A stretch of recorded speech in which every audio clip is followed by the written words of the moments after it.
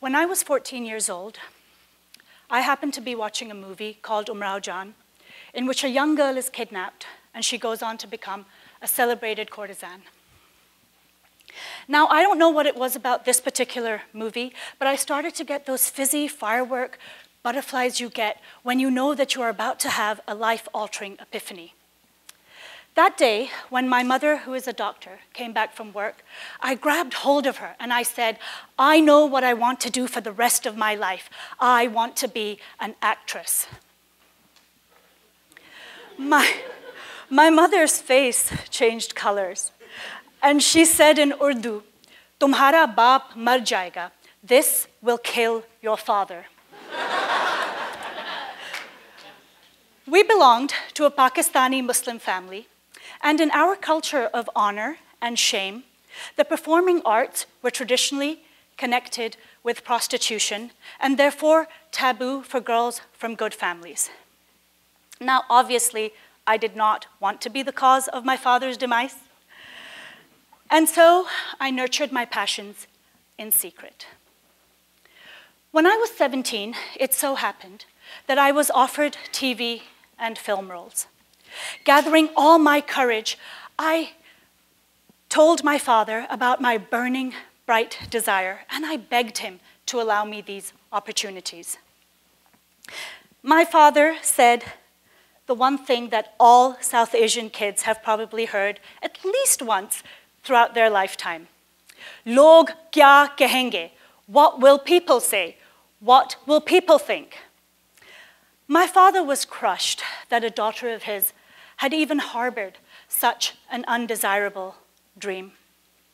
He told me that my rash dream would not just ruin our family's reputation, but that it would ruin my life, the lives of my sister and cousins, and the lives of the rest of my family members for the remainder of eternity. Now, while I was willing to take risks with my own future, I was truly reluctant to put my family members in social jeopardy. And so, with a lot of heartache, I gave in. Raise your hands, those of you who can remember, the first time you heard that in order to live your best life possible, you need to discover your passions and live your dreams.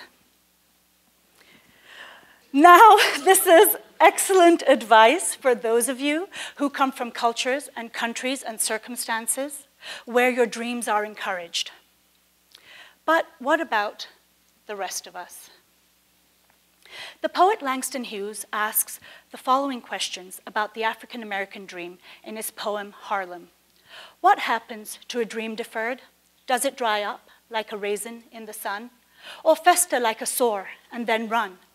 Does it stink like rotten meat, or crust over like a syrupy sweet? Maybe it just sags like a heavy load, or does it explode? Well, I wanted to know what happened to a person whose dream was not just deferred, but forever denied. Did that person crust over, sag, explode? In my case, I imploded into what I call the land of if only.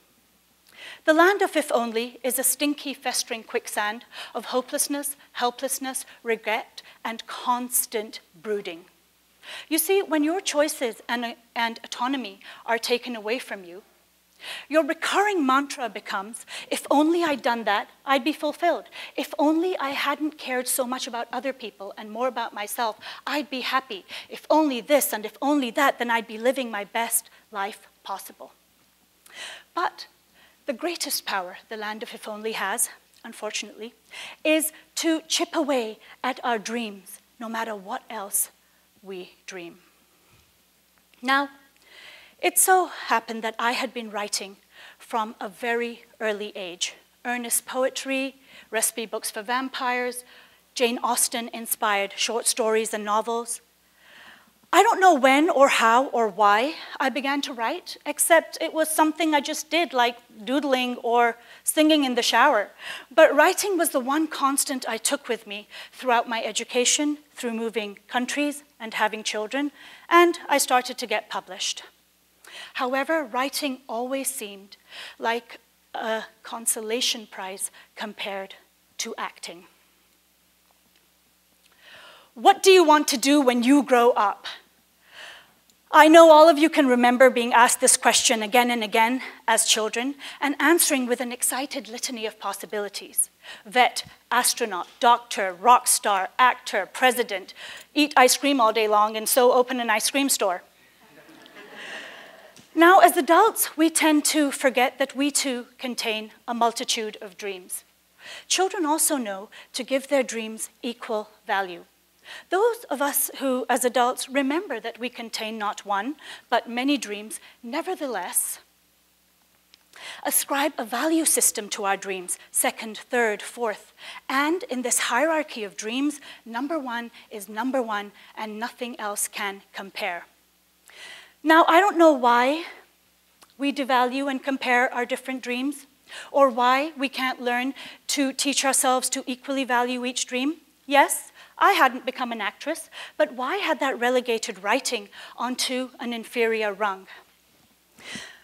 Well, perhaps those people who are fortunate enough to give their topmost dreams a try are able to move on much more easily because they did so. For them, a second, third, fourth dream is not necessarily a step down, but rather a sidestep or even a step up.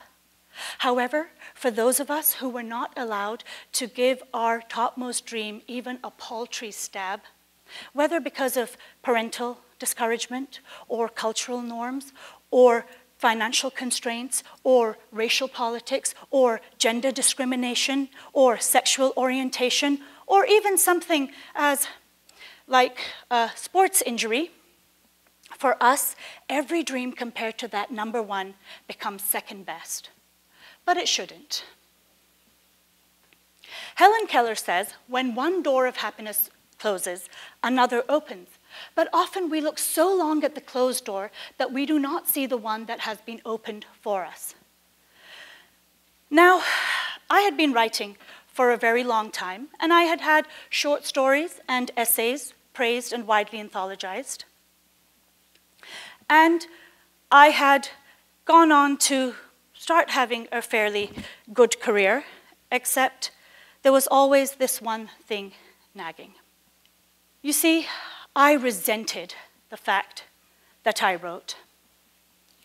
In my culture, writing was an acceptable thing for a girl from a good family to do, because even though her words, her very soul might ignite the page, her physical body and her face remained hidden from public view. A female writer was respectable because she was invisible. Well, life has a funny way of coming full circle. It so happens that I believe in order to know ourselves, we don't only have to know where we have come from, but also who we have come from. And so it was I asked my father to tell me about his life, only for him to hand me his resume. Surely, I said, you are more than the sum of the dates and places of where you have worked.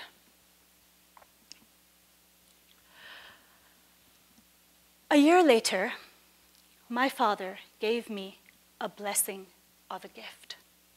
He sent me a 103-page memoir, which began with the small village in India where he was born and ended with the big city in Pakistan, which he now calls home.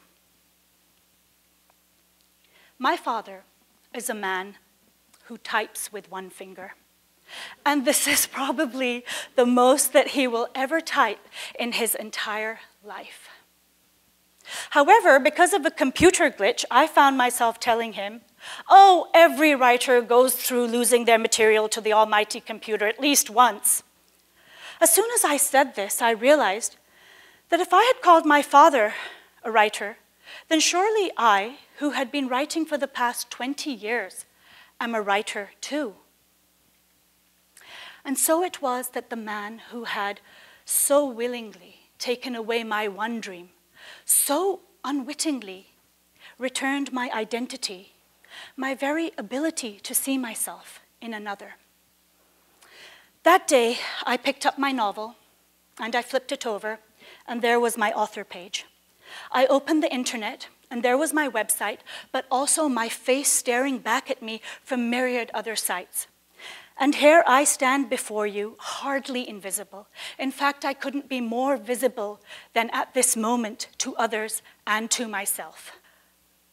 Now that I had finally accepted that I was a writer, and a happy and fulfilled writer at that, it occurred to me that the land of If Only is not just a psychological place, but it is also a temporal state.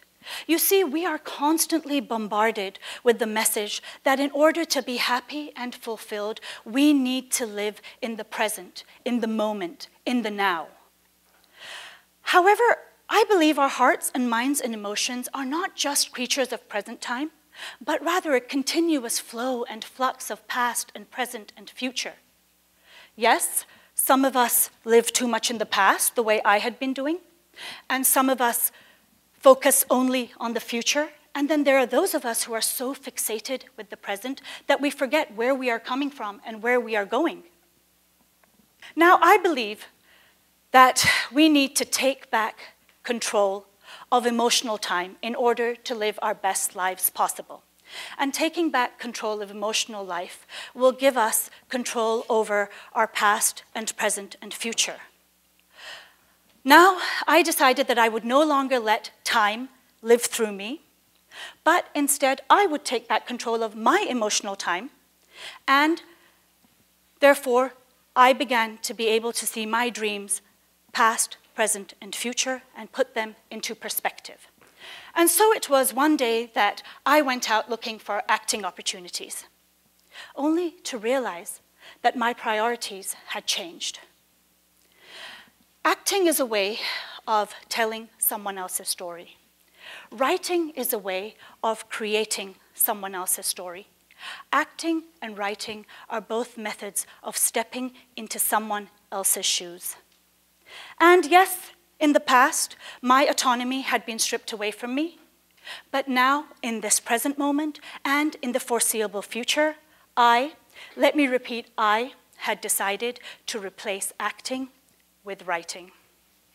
Now look, I'm not saying that if you were not allowed to give your topmost dream even a chance, then you should not regret or there should not be mourning. Of course there should.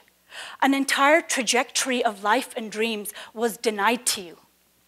However, what I am urging is that you do not sell short your subsequent dreams, but rather you give your second, third, fourth, fifth, sixth dream equal weight and equal value and equal respect as you would your first, and that you believe that there is life after regret, because there is life after regret. The Dalai Lama says, remember that not getting what you want is sometimes a wonderful stroke of luck. In other words, your curse can become your greatest blessing in disguise. You only have to recognize it. You only have to reach out for it. You only have to allow yourself the courage to redream your dream. Thank you.